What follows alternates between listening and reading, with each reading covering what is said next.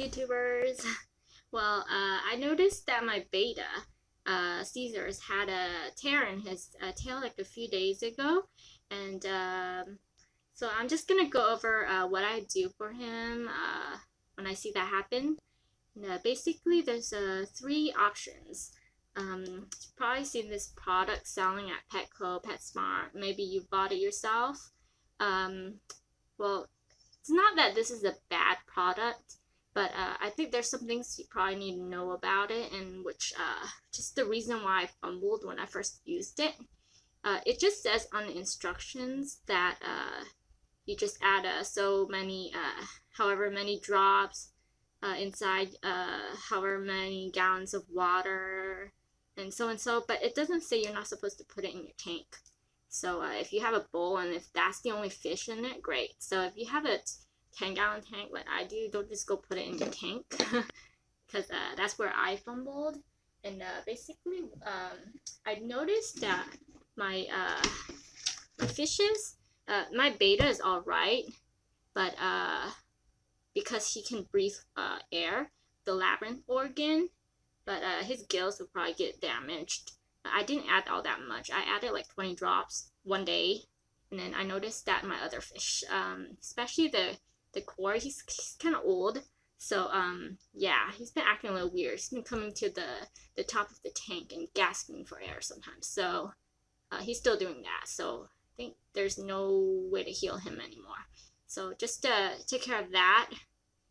Take care for that, and don't ever put it in your tank. It's a bad idea. So yeah, we all learn. So basically what you're supposed to do is put your Betta, if you have other fish, you need to isolate your Betta and put it in an isolation tank. This is a 1.5 gallon, and it has a filter, but for this purpose, I choose not to use the filter and just change out the water every day. And oh, also, the reason why that the Bettafix will damage the gills is because of the main ingredient is tea tree oil. So basically what happens is it just coats the gills, and then it'll kind of suffocate them. So just make sure you know what you're getting yourself into before you try to use it. I'll only use it for like serious things like finrot, but there are other options.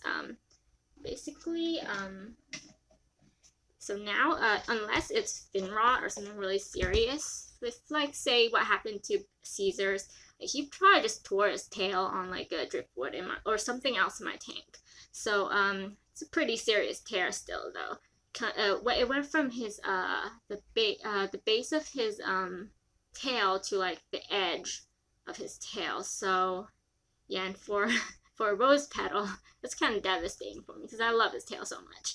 So there are other options for you, which is one of them is it's aquarium salt, and you're supposed to add this into your tank anyways, but just add a little more. It says to add half a teaspoon per gallon, so I'll just probably add a little more.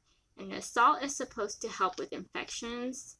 It does that for humans too, so it would help the fish. So also another great product that I've come to love is Stress Guard by Seachem, and it's basically just a slime coat.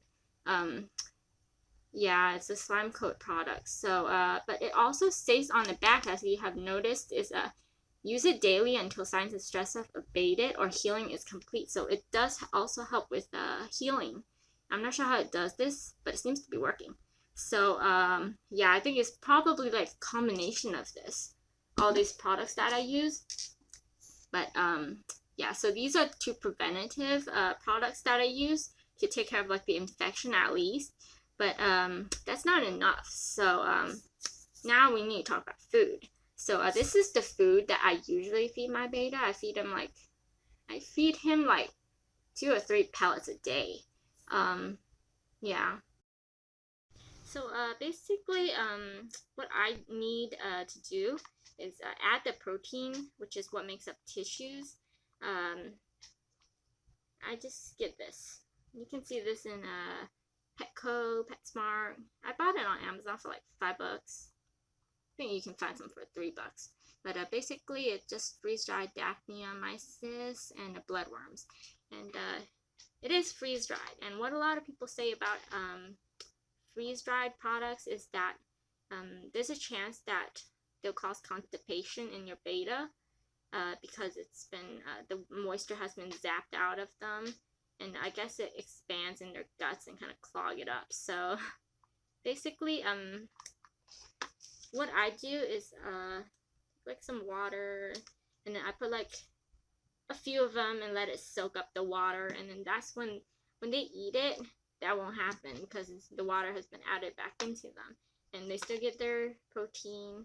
And then I'll also make sure not to overfeed them. So if you give like if you give like 2 or 3 a day, like that's what I do, and maybe give them like 1, and then like 2 or 3 bloodworms, or like 4 or 5 Daphnia if I don't want to give them bloodworms, and then that should add the protein back in there.